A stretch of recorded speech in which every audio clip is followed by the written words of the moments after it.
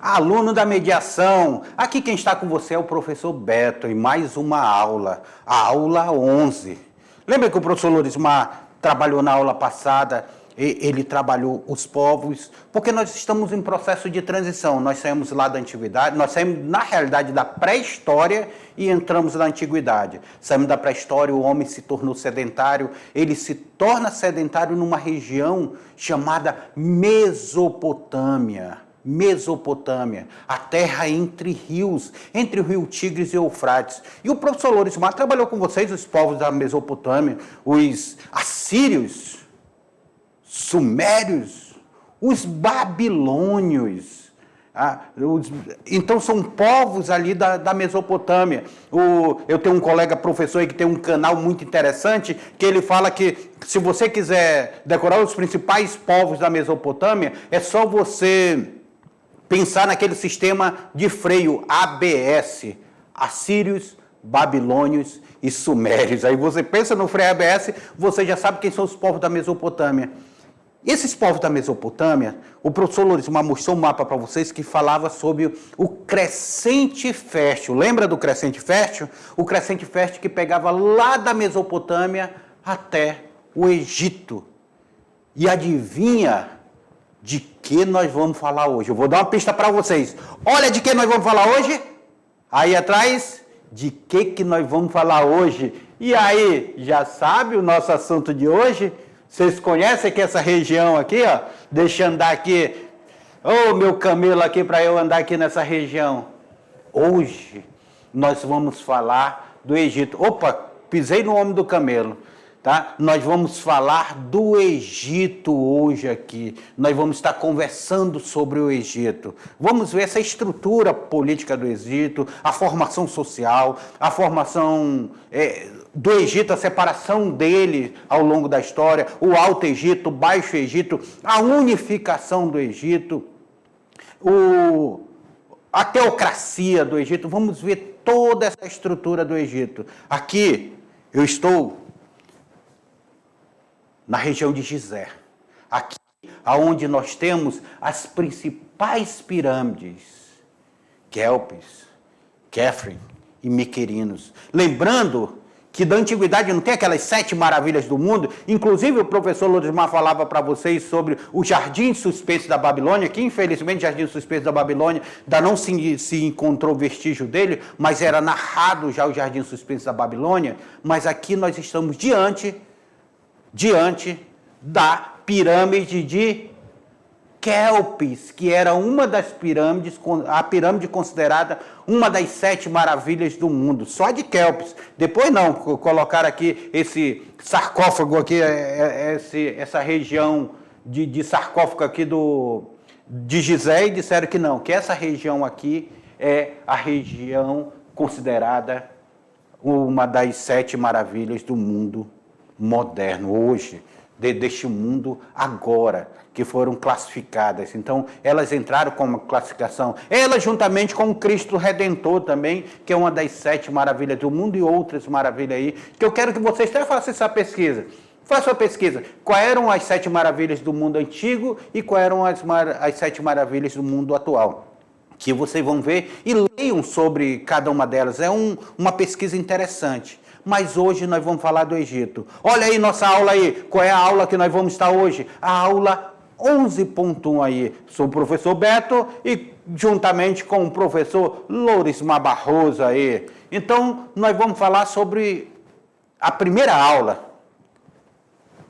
Alunos, antes que eu falar ali, eu quero dizer que nós entramos quase uma série. Parece uma série do Netflix. Nós entramos aí numa série de 4 capítulos. Nós vamos falar em 4 capítulos, nós vamos falar do Egito. Então, agora imaginem vocês, olha a responsabilidade minha do professor Lorismar. Pegar uma civilização de 3.000 anos, ali de civilização do Egito Antigo, e falar ela em apenas 4 aulas. Nós vamos pegar as principais características, o que nós consideramos mais importante, que vocês vão utilizar aí nas provas dos vestibulares, na prova do Enem, que vão ajudar vocês a fazerem uma boa prova. tá certo? Para vocês terem uma noção básica do Egito. Mas para conhecer o Egito mesmo, você precisa estudar muito. Não é só assistindo o filme A Múmia, não, que você vai conhecer o Egito. Mas o Egito, até hoje, os arqueólogos têm escavações naquela região, porque cada escavação é descoberto uma coisa nova. Cada escavação... Calma. Vocês vão ver o que as escavações descobriram no Egito na nossa aula. Vamos lá. Quais são os assuntos de hoje? Hoje nós vamos falar sobre os períodos do Egito Antigo. Vamos falar sobre a civilização egípcia. Vamos falar do rio Nilo. E nós temos como habilidades na aula de hoje. Olha as habilidades. Interpretar historicamente fontes documentais acerca dos aspectos da cultura. E analisar a produção da memória pela sociedade humana. Faça a leitura aí do período do Egito. Olha aí, ó. Período do Egito, nós temos aí é dividido em pré-dinastia, que vai de 5.000 anos antes de Cristo, o Antigo Império, que vai de 2.686 antes de Cristo, o Império Médio começa em 2040 a.C., o Império Novo em 1570 a.C., o Império Novo aí, que nós falamos aí também, de 1350 a 715 a.C., e o período tardio. São esses os assuntos que nós vamos abordar nessa aula. Tá? A gente começa a falar sobre o pré-dinástico aí de 5.000 a.C. Nós vamos ver que nesse período nós tivemos aí os assentamentos agrícolas, a constituição de uma unidade política, o nomos. Olha aí, os nomos. Então, os líderes desses nomos eram chamados de nomarcas. A invenção da escrita, o hierógrafo. Professor, peraí. Quer dizer que lá na região entre o rio Tigres e o Eufrates, na Mesopotâmia, nós tivemos um tipo de escrita, e no Egito nós vamos ter outro tipo de escrita? Certíssimo, aluno. Lá na Mesopotâmia, nós tivemos a principal escrita utilizada em toda a Mesopotâmia, que era a escrita cuneiforme, aquela cunhada lá em argila, que trouxe o Código de Hammurabi, que era cunhada em argila. Trouxemos a primeira biblioteca lá, também cunhada em argila, lá na Mesopotâmia. Agora que nós estamos aqui no Egito, vamos sair um pouco aqui para o Egito, porque nós vamos sair do Oriente e vamos para a África, porque o Egito, eu não sei se vocês sabem, mas o Egito fica na África. Muitos pensam que o Egito fica no Oriente. Não, o Egito fica na África, no norte da África.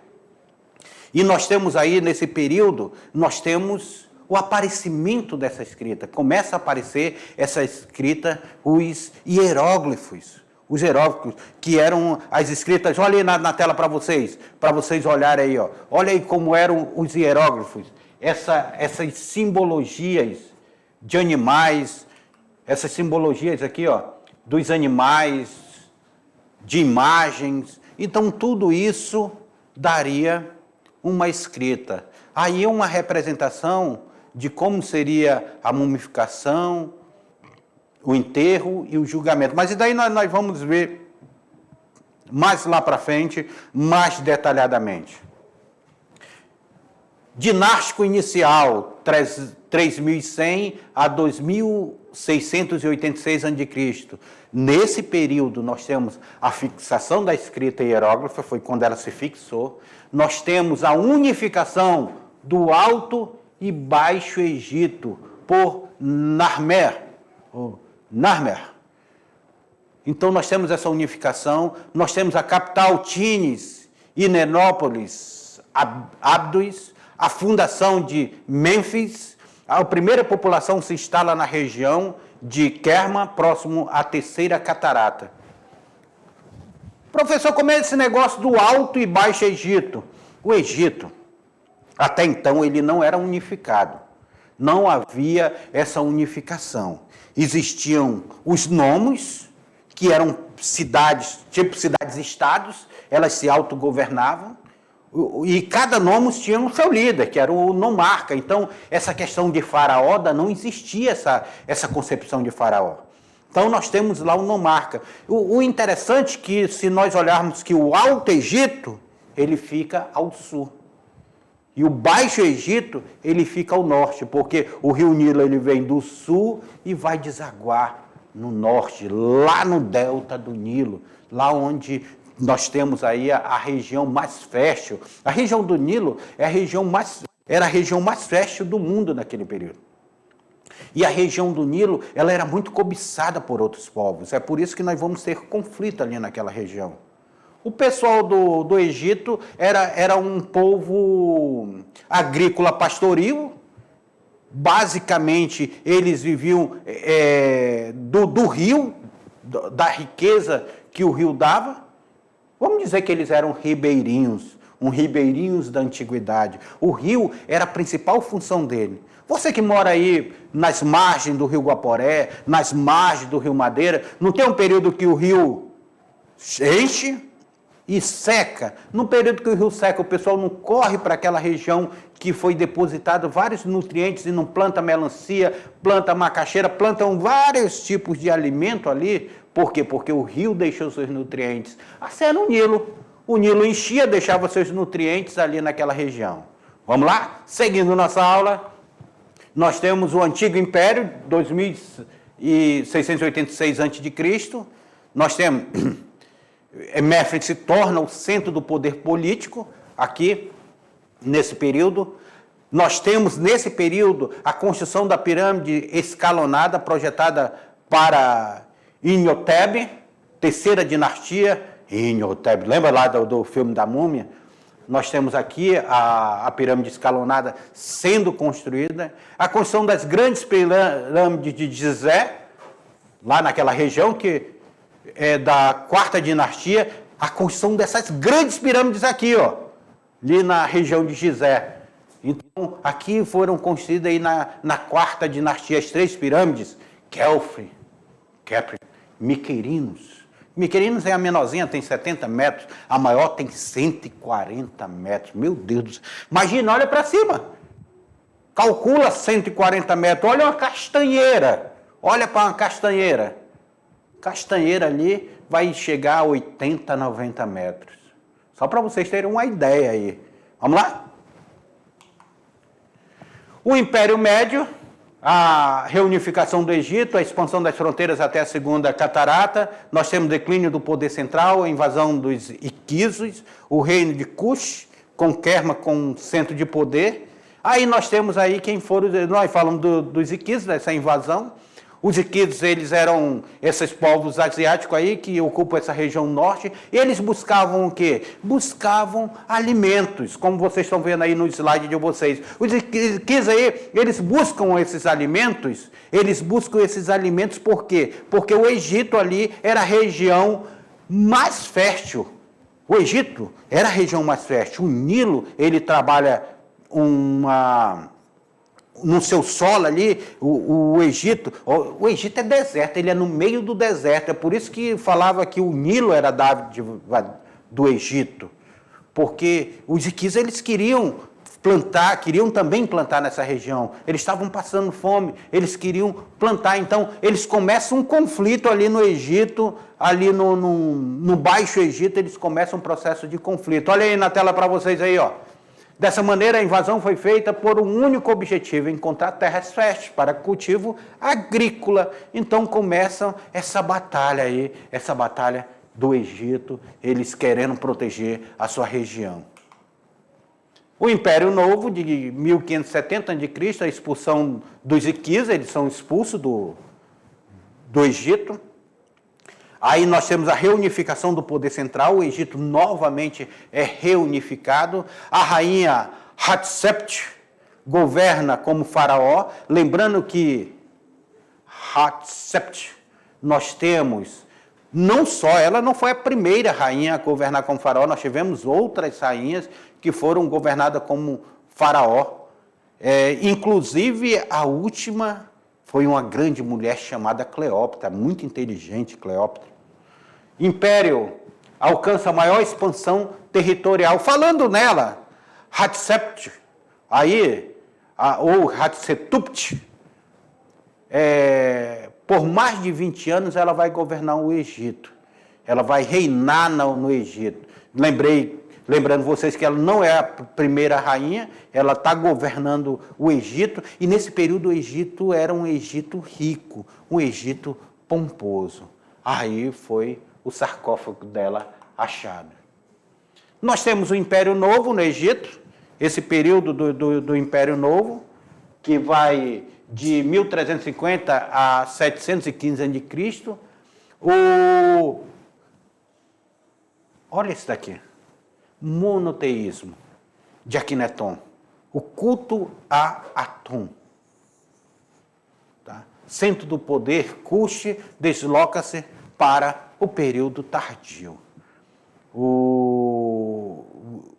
O período tardio, que vai 525 a.C., o Egito é dominado pelos assírios e persas. Olha aí, agora o Egito... Esse aqui é o período mais estudado aqui, porque nós temos os assírios e os persas, eles tomam conta ali do Egito. E depois dos persas, o Alexandre o Grande, o Alexandre da Macedônia, ele vai tomar o Egito. Olha aí o Alexandre da Macedônia, o Grande. Aos 20 anos, Alexandre Magno subiu ao trono da Macedônia e iniciou a expansão territorial do reino. As cidades e estados gregas que estavam sob domínio da Macedônia rebelaram-se, não aceitando Alexandre como soberano. Aluno, você já assistiu aí o filme Alexandre o Grande? Vocês já assistiram? Assista o filme Alexandre o Grande, que vocês vão ter uma ideia de como o Alexandre da Macedônia ele faz sua expansão territorial. O que nessa aula de introdução eu quero mostrar para vocês? Eu estou mostrando para vocês as várias etapas que o Egito ele é ocupado e que ele é invadido. Nós temos várias etapas de ocupação do Egito. Nós temos também o Egito que até então era politeísta. Professor, o que é poli? Poli são vários, né? Tel significa Deus. Então, quando nós falamos monoteísta, mono um, só Deus. Politeísta significa vários deuses. Então, o Egito, que era politeísta, ele se torna monoteísta. Akhenaton, Atom é o Deus único. Imagine vocês nessa concepção do povo politeísta, eles arrecadavam cada cidade tinha seu Deus, e agora não. A unificação do Egito, ele se torna monoteísta, vai ter só um Deus. Nós que fazemos parte de uma crença monoteísta, a gente fica até... Mas, professor, como era esse negócio de politeísmo aí?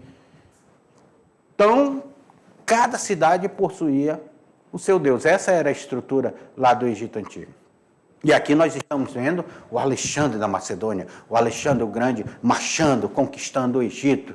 Depois o Alexandre o Grande vai perder para o Império... Que império que vai vir depois e conquistar o Egito? O Império Romano. Tá? E no meio dessa confusão do cativeiro da Babilônia, do cativeiro no Egito, de Moisés aparecendo... No meio aí não está um povo que cita muito o Egito na Bíblia, mais de 100 vezes cita o Egito na Bíblia, está o povo hebreu. O povo hebreu que é citado ali na Bíblia, que conta a história dele, de como foi seu cativeiro na Babilônia, de como foi seu cativeiro no Egito, a fuga do Egito e essas coisas, tá bom? Vamos lá, seguindo nossa aula aí, nós temos o período greco-romano, que foi aquele período que eu estava falando para vocês que os romanos tomaram conta. 332 a.C. a 441 depois de Cristo, já da era atual. Nós temos ali os romanos tomando conta do Egito. Governo dos Ptolomeus, aí vários Ptolomeus vão governar o Egito. Nós temos ali no Egito, quando foi o Alexandre o Grande, tomou o Egito, ele dá o nome de Alexandria, e os romanos vão e tomam Alexandria, é tomada pelos romanos. Roma, então, passa a administrar diretamente a província egípcia. Ali do Egito, olha aqui, para você ver o mapa, o Egito fica em que continente, meu aluno? Fica na África, olha aqui a África, linda África. Mama África, a minha mãe é mãe solteira. Olha aí o Egito que fica na África. O Egito, a dádiva do Nilo. O Nilo que passa aqui pelo deserto e faz um delta aqui. Então, o Egito, lembrando, o povo da Mesopotâmia está aqui. O Egito está aqui. No milênio 4 a.C., o continente africano apresentava uma grande variedade de formação social. E como era uma formação social? Muito forte. Aqui é o símbolo da unificação do Egito, lembra? Lembra que eu falei para vocês que o Egito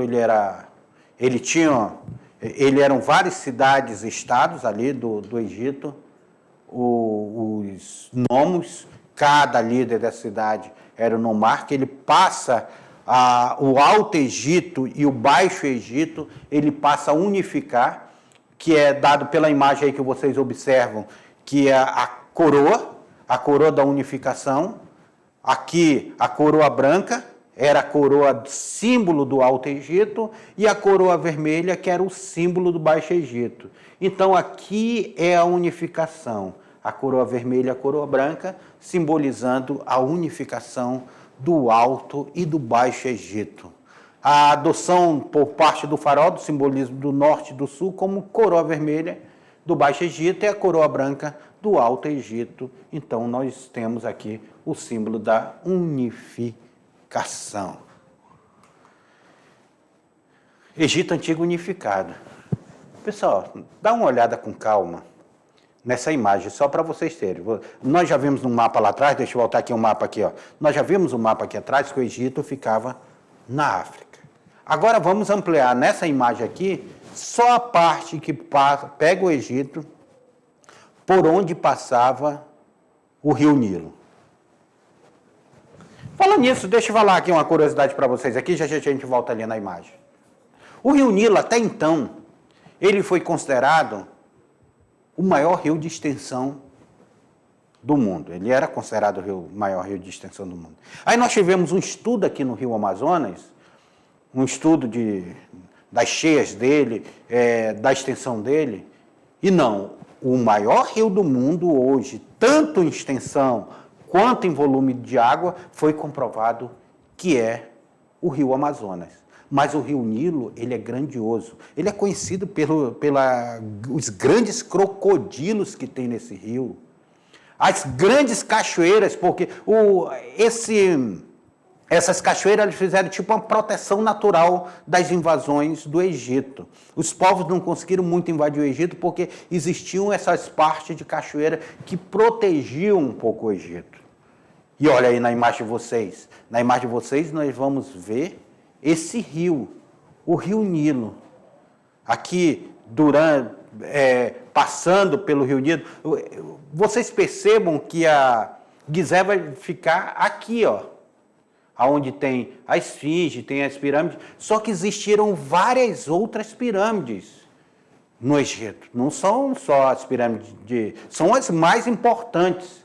Aqui é onde fica a esfinge e as pirâmides de Khéops, a pirâmide Khepri e a pirâmide Kelps, Khafre e Miquerinos, as pirâmides, mais a esfinge fica ali naquela região.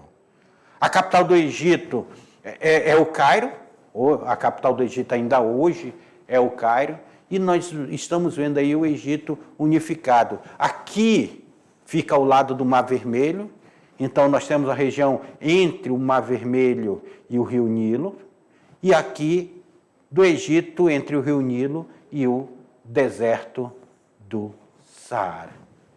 Tá? Então, aqui embaixo era o Alto Egito e aqui em cima era o Baixo Egito, tá certo?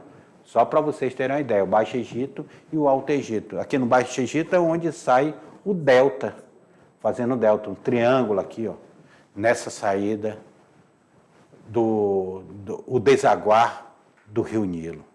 E o Rio Nilo forma lagos, cachoeiras, correntezas fortíssimas.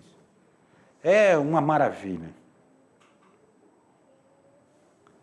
A imagem aí do Rio Nilo, trazendo a imagem para vocês, a imagem do Kickburn, mostra as cataratas de Vitória, que se estende abaixo entre os lagos de Vitória e Albert, no alto vale do Rio Branco, em Uganda. Então nós temos aí o Rio Nilo, olha aí, ó, o rio passando ao lado, terras desérticas, praias, areias, e esse rio sendo a dádiva. A importância do Rio Nilo para essa formação da sociedade egípcia. O processo de ressecamento do Saara, 6.000 a.C., obrigou a população a migrarem para a terra com maior pluviosidade ou com reservas permanentes de água. O que é pluviosidade? Maior quantidade de chuva ou com reserva permanente de água. Reserva permanente de água, nós temos aqui o Egito que pega, olha aqui, ó, Quênia, Uganda, Etiópia hoje, Sudão, o Egito aqui embaixo, pegam países da África, próximo de países africanos mais tradicionais, tem o Egito aí. Mais em cima aqui é o delta do Nilo, que é colocado aqui nessa região, as grandes curvas que o Nilo proporciona, o cruzamento do Nilo com o Rio Branco e o Nilo aqui nessa região, ó, nós temos aqui a República Democrática do Congo aqui embaixo. Então, essa é a região onde fica o Rio Nilo. E o Mar Vermelho divide o Oriente Médio da África. Aqui fica a África e aqui o Oriente Médio. Olha a Arábia Saudita aí aparecendo para vocês. Aí em geografia o professor depois detalha melhor para vocês. Lembra dessa frase aí? O Egito é a dádiva do Nilo. Essa frase ela é atribuída ao chamado primeiro historiador grego, Heródoto, que é considerado o primeiro historiador. Ela mostra essa estreita relação entre o Rio Nilo e a civilização que se desenvolveu à sua margem. Percebam vocês que nós estamos aqui, ó, já o Rio Nilo, num sistema de irrigação. Aonde não era banhado, havia um sistema de irrigação.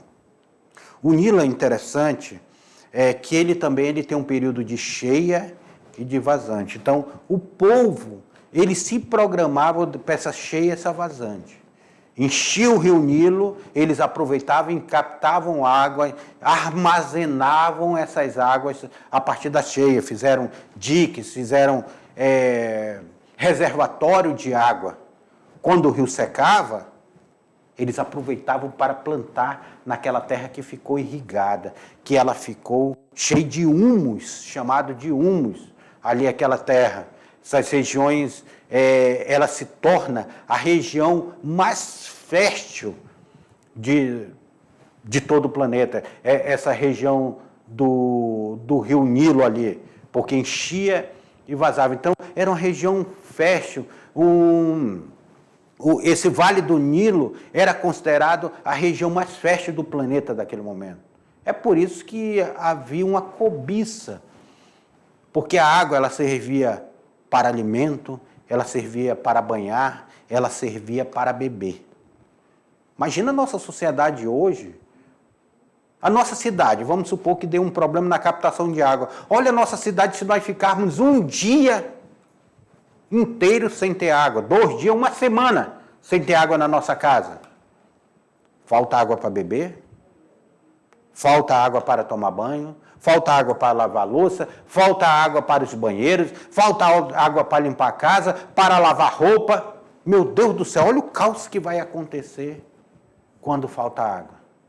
Então lá, eles faziam o sistema de drenagem, eles aproveitavam isso daí, essa região mais fértil do mundo aí. Tá certo? Olha aí, ó, voltando nessa imagem aí, ó. Mais uma imagem que representa o que seria essa riqueza do Nilo. Cada região, como era tratado isso aí. A importância dos faraós.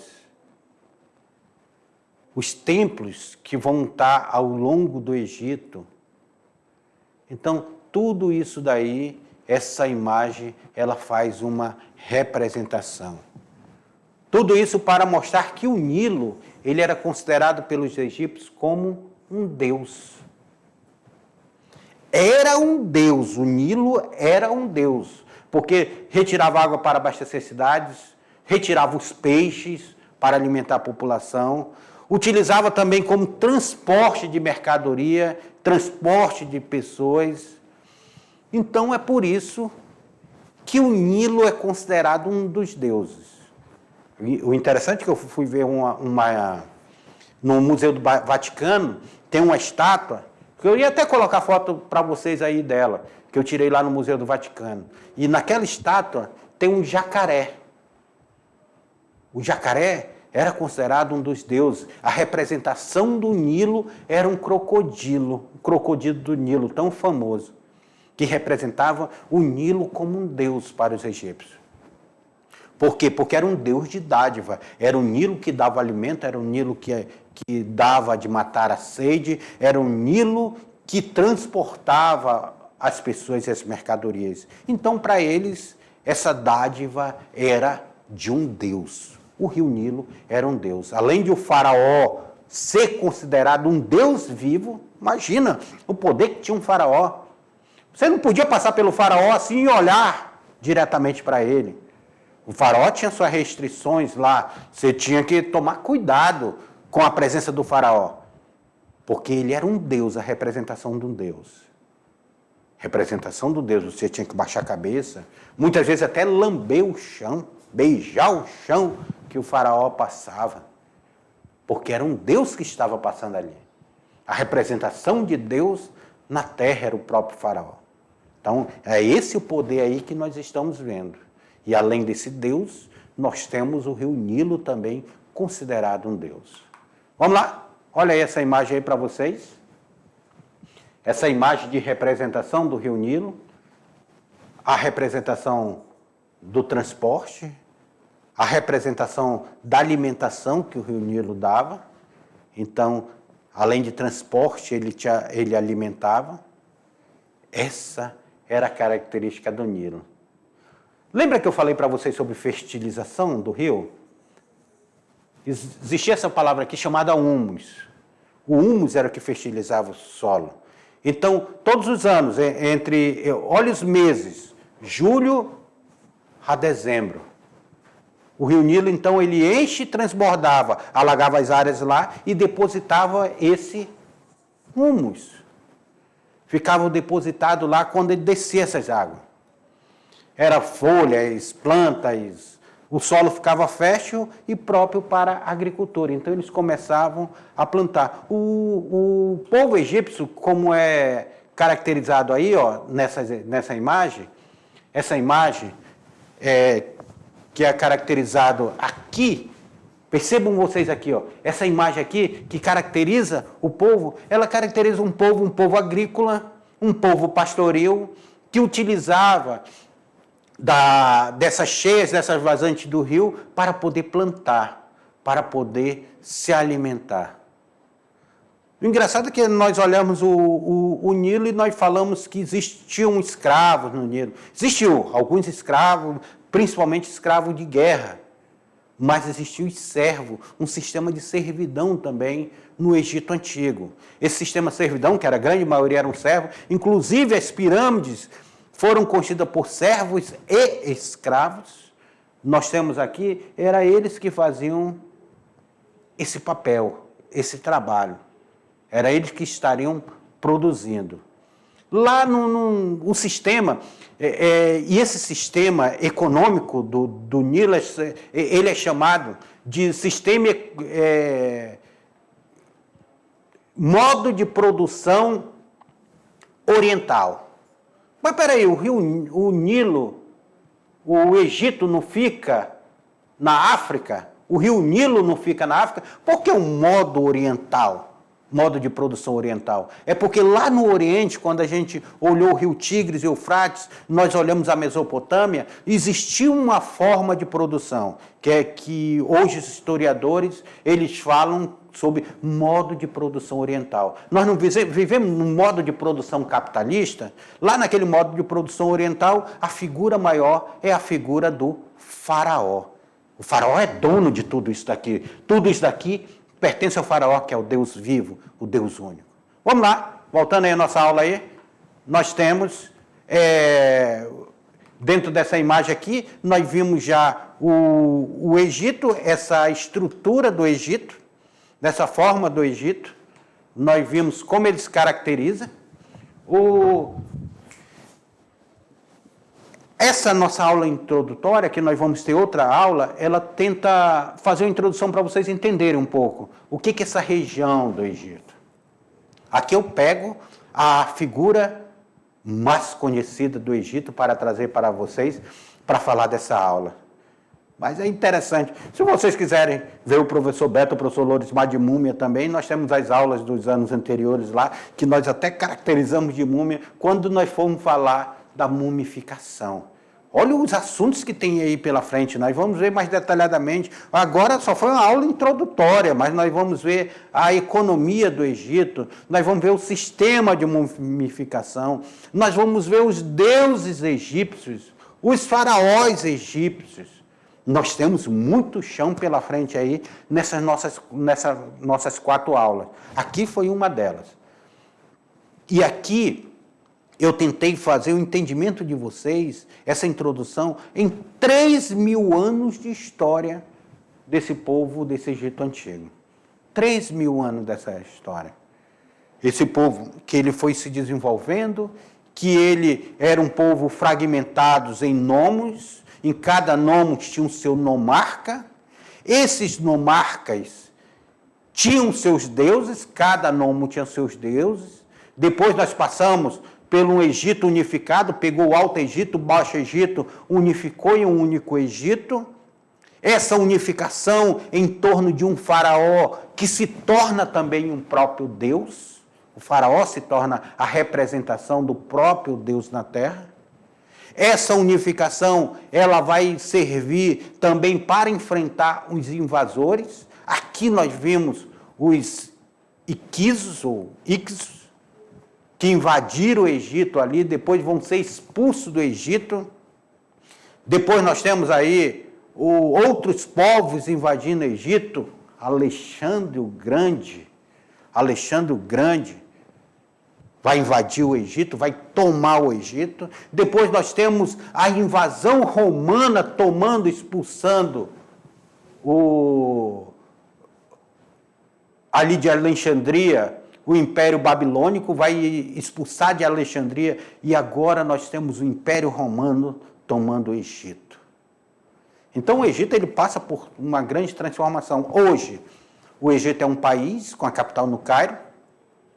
O Egito que passou recentemente por uma crise muito grande, uma crise econômica grandiosa, mas tenta se erguer. Que um país histórico, ele tenta se erguer dentro de uma atualidade. Tá certo, meu aluno? Tá certo? Eu quero que vocês fiquem ligados durante essas 4 aulas, para nós entendermos. Depois eu vou voltar com vocês fazendo a revisão e fazendo atividade com vocês, e depois o professor Lorismar vai trabalhar outra aula com vocês. Então, a gente fica nesse bate-bola e o professor Lorismar para trazer para vocês divisões diferentes e de uma forma gostosa para vocês aprenderem sobre o Egito. E hoje nós vamos ficar por aqui. Eu espero vocês na nossa próxima aula. Fique aí, depois a gente volta com a revisão e volta com a atividade. Até mais.